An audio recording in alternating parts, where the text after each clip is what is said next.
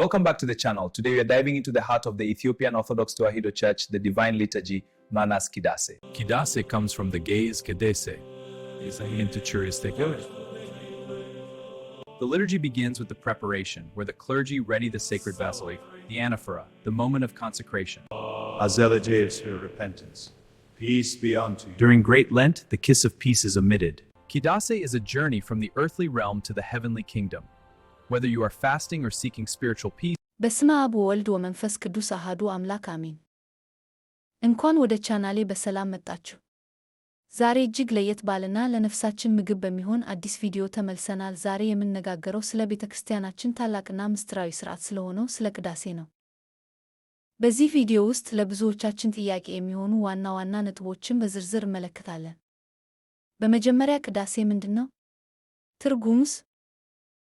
በመቀጠል ቤተክርስቲያን የግድ መሄድ አለብን ወይ? በቤታችን መጸለይ አይበቃም? ሶስተኛ በቅዳሴ ጊዜ ለሰዓታት ቆሞ ማስቀደስ ለምን አስፈለገ? አራተኛ በቅዳሴ ጊዜ የሚቀርቡት አምስቱ መስዋዕቶች ምንድን ናቸው? አምስተኛ 14ቱ ቅዳሴያት የሚባሉት የትኞቹ ናቸው? በመጨረሻም እኛ ክርስቲያኖች ቅዳሴ ስናስቀድስ ማወቅ ያለብን አራቱ ወሳኝ ነገሮች ምንድን ናቸው? የሚሉትን በዝርዝር እናያለን። እነዚህን ሁሉ ድንቅ ምስጢራት በዝርዝር የምናይበት ስለሆነ እስከ መጨረሻው አብራችሁን ቆዩ፣ ወዴትም እንዳትሄዱ።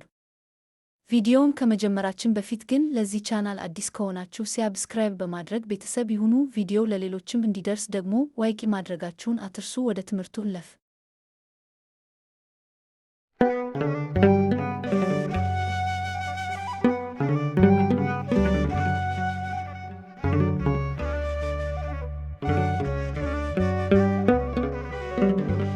ምንድነው ቅዳሴ? ዝም ብሎ የአገልግሎት ስም ብቻ ነው ወይስ ከዚህ ያለፈ ትልቅ ምስጢር አለው? ቅዳሴ የሚለው ቃል ከግዕዙ ከቀደሰ የመጣ ሲሆን ትርጉሙም ማመስገን፣ ማክበርና መለየት ማለት ነው። በቤተክርስቲያን ትምህርት ደግሞ የሰው ልጅ ከፈጣሪው ጋር የሚገናኝበት፣ የቅዱሳን መላእክትና የምዕመናን ኅብረት የሚገለጥበት ልዩ መስዋዕት ነው። የዝለቅ ጸሎታችንን ይበልጥ ኃያል የሚያደርገው ምስጢር ምን እንደሆነ ታውቃላችሁ?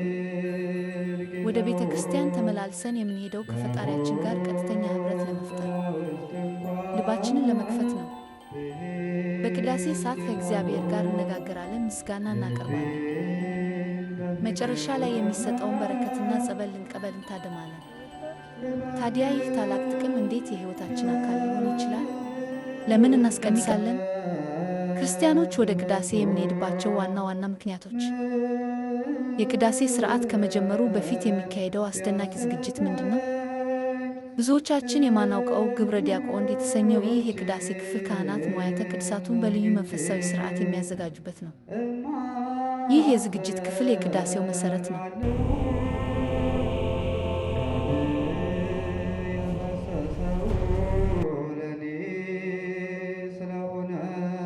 በዚህ ዓለም ላይ ካሉ መንፈሳዊ ሥርዓቶች ሁሉ የቅዳሴ ምስጢር ከምድር ወደ ሰማይ የሚያሻግር ድልድይ መሆኑን ታውቃላችሁ። የእግዚአብሔርን ክብር የምንመለከትበት፣ ከቅዱሳን ጋር የምንተባበርበት ይህ የሰማይ በዓል ትርጉሙ ምንድን ነው? ዛሬ ይህን ጥልቅ ምስጢር አብረን እንቃኛለን።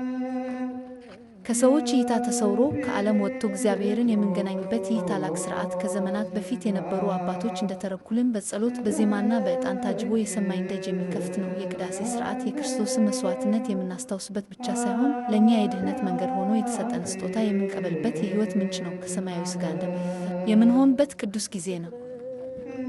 ታዲያ ይህንን ቅዱስ ምስጢር ለመረዳት የቅዳሴው ሥርዓት እያንዳንዱ ክፍል ምን ትርጉም እንዳለው እና ለእኛ ምን ያህል አስፈላጊ እንደሆነ ለመረዳት ዝግጁ ኖት? ይህ ከምድር ወደ ሰማይ የሚያደርገን ጉዞ በምን መልኩ እንደሚካሄድ በሚቀጥለው ቪዲዮ እንቀጥላለን።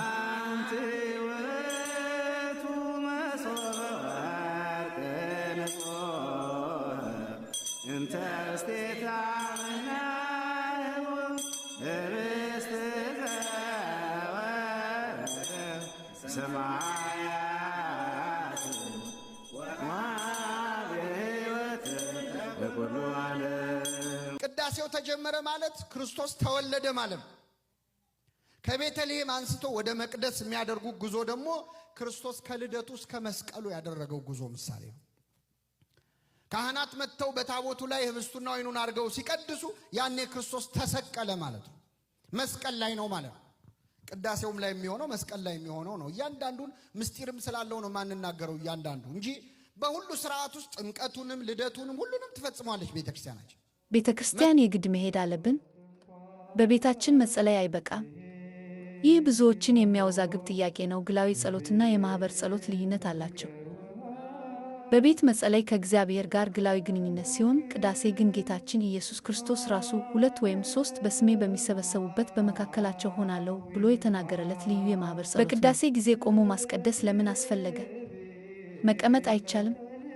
መልስ፣ በቅዳሴ ጊዜ መቆማችን በ3 ዋና ዋና ምክንያቶች ነው። ክብር ለመስጠት፣ በታላቅ ንጉሥ ፊት ያለ ሰው እንደሚቆመው ሁሉ እኛም በፈጣሪ ፊት በክብር እንቆማለን። ንቃት መቆም ለጸሎት ንቁ እንድንሆን ይረዳናል። መላእክትን ለመምሰል፣ መላእክት በሰማይ ሳይታክቱ ቆመው እግዚአብሔርን እንደሚያመሰግኑ እኛም በመሬት ላይ ሆነን ሰማያዊውን አገልግሎት እንሰራለን። ጥያቄ 3 የቅዳሴ ቋንቋ ግዕዝ የማይገባን ሰዎች እንዴት ልንጠቀም እንችላለን? መልስ፣ ቅዳሴ በዜማና በስርዓት የተቃኘ በመሆኑ ቋንቋው ባይገባንም እንኳ መንፈሳችን ከፈጣሪ ጋር ይገናኛል። ሆኖም አሁን ላይ በአማርኛና በሌሎች ቋንቋዎች የተተረጎሙ የቅዳሴ መጻሕፍት ስላሉ እነርሱን በመከተልና ካህኑ የሚያደርገውን ስርዓት በማስተዋል ሙሉ በረከቱን ማግኘት ይቻላል። ዋናው የለመሰብሰብ ነው። ጥያቄ 4 በቅዳሴ መካከል ለምን ዕጣን ይታጠናል? መልስ፣ ዕጣን 3 ትርጉሞች አሉት። የጸሎታችን ወደ እግዚአብሔር ማረግ ምልክት ነው። ከጸሎቴን እንደ ዕጣን በፊትህ ይቀበልልኝ ከመዝሙር 142 የእግዚአብሔር ክብርና መገኘት መገለጫ ነው። የኃጢአት መደምሰሻና የመንፈሳዊ ደስታ ምልክት ነው። ቆይተን ብንገባ ወይም ቅዳሴ ሳይወጣ ብንወጣ ምን ችግር አለው? መልስ፣ ቅዳሴ አንድ ሙሉ ከመንፈሳዊ ማዕድ ነው። ከመጀመሪያው ምንባባት ጀምሮ እስከ መጨረሻው ቡራኬ ድረስ እያንዳንዱ ክፍል የራሱ በረከት አለው። ዘግይቶ መግባት ምንባባቱንና ትምህርቱን ያሳጣናል። ሳይጠናቀቅ መውጣት ደግሞ ቡራኬውንና የመጨረሻውን ጸበል እንድናጣ ያደርገናል። ስለዚህ እንደ ሙሉ ግብዣ ከመጀመሪያው እስከ መጨረሻው መገኘት ይገባል። በቅዳሴ ጊዜ 5 ውስጥ መስዋዕቶች ምንድን ናቸው?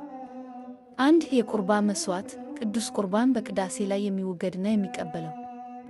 2 የከንፈር መስዋዕት፣ የሽታ ሽብር መስዋዕት፣ ካህኑ እና ሕዝቡ በአንድነት ሲያቀርቡ። 3 የመብራት መስዋዕት፣ ብርሃን የሚያመለክት መብራት መስዋዕት፣ መሪ መልእክት ኢየሱስ እንደ ዓለም ብርሃን። 4 የዕጣን መስዋዕት፣ ካህኑ ብቻ የሚያጥነው የዕጣን መስዋዕት የሕዝብ ጸሎትን ወደ ሰማይ የሚል። 5 የሰውነት መስዋዕትነት፣ በመቆም በስጦታዊ እና በመቅረብ የሚደረገው የሰውነት አባል መስዋዕት። እናንተስ ስለ ቅዳሴ ሥርዓት ግራ የሚገባችሁ ወይም ማወቅ የምትፈልጉት ሌላ ጥያቄ አለ? 14 ፍሬ ቅዳሴያት። እነዚሁ በጥቂት ቃላት እዚህ ያሉ ሥርዓተ ቅዳሴ: ቅዳሴ ዘሐዋርያት፣ ቅዳሴ ጊዜ፣ ቅዳሴ ማርያም፣ ቅዳሴ ዘዮሐንስ ወልደ ነጎድጓድ፣ ቅዳሴ ዘሰለስቱ ምዕት፣ ቅዳሴ ዘአትናቴዎስ፣ ቅዳሴ ባስልዮስ፣ ቅዳሴ ጎርጎርዮስ፣ ቅዳሴ ዘኤጲፋንዮስ፣ ቅዳሴ ዘዮሐንስ አፈወርቅ፣ ቅዳሴ ዘቄርሎስ፣ ቅዳሴ ያዕቆብ ዘስሩግ። 3 ካህናት ብዛት 2 3 4 5 7 12 ወይም 24 ምን ይሆኑ? ይህ ቁጥር የካህናት የሚሳተፉበት ቀጥታ እና የሥርዓት ምስጢራዊ ምልክቶችን ይገልጻል። 2 3 4 5 እና 7 እንደ 5 7 ምስራት ወይም የቤተ ክርስቲያን የሥርዓት ድርሻዎችን ይወክላሉ። 12 የአሃዱ ሐዋርያትን ወይም የቤተ ክርስቲያን ማዕከላዊ አሰራርን ይወክላል። 24 ደግሞ ከሰማይ የተገመገመውን ለምሳሌ 24 ጠባይ ወይም 24 ማኅበረ ሐዋርያት መለኪያ ነው። እኛ ክርስቲያኖች ቅዳሴን ስናስቀድስ 4ቱ ነገሮች ምንድን ናቸው? ትምህርት፣ የቤተ ክርስቲያን ዶግማና ሥርዓት በቅዳሴ ውስጥ ይታያል። ታሪክ፣ የቤተ ክርስቲያን ታሪክና ሐሳብ በቅዳሴ ውስጥ ይገለጣል። ምክር፣ ቅዳሴ የመንፈሳዊ ምክር ዝግጅት ነው። ተግሳጽ፣ ቅዳሴ እኛን በማስቀደስ የሥራና የአካላዊ ማኅበራዊ ተግባራትን ይገልጻሉ። 5ቱ የስሜት ሕዋሳቶች በጸሎተ ቅዳሴ ጊዜ እንዴት ያስቀድሳሉ? 5ቱ ስሜቶች ዓይን፣ ጆሮ፣ አፍንጫ፣ ሽታ፣ እጅ፣ ምላስ። ዓይን፣ ቅዳሴ እንቅስቃሴዎችን ማየት። ካህኑ በመንበሩ ፈጣሪን የሚያመልክት እንቅስቃሴዎች በማየት ሲገቡ ሲወጡ አያየ እንዲያስቀድስ ይረዳል። ጆሮ፣ ዜማዎችና እንባብ በቅዳሴ ሲደርስ ጆሮዎች ይጸናና ይንቀሳቀሳሉ። አፍንጫ፣ ዕጣን ሽታ መሥዋዕት ሲሆን የዕጣኑ ሽታ አፍንጫን ያስቀድሳል። እጅ፣ በቅዳሴ ጊዜ እጆቻችንን በመስገድ በመሳለም ያስቀድሳሉ። ምላስ፣ ቅዱስ ቁርባን ማግኘትና የቅዳሴ ጠበል ሲጠጣ ምላስ ያስቀድሳል። ውድ ክርስቲያኖች፣ በዚህ ቪዲዮ ቁም ነገር እንደጨበጣችሁ አምናለሁ። በቀጣይ በሌላ ቪዲዮ እስከምንገናኝ ሰላም ሁኑልን።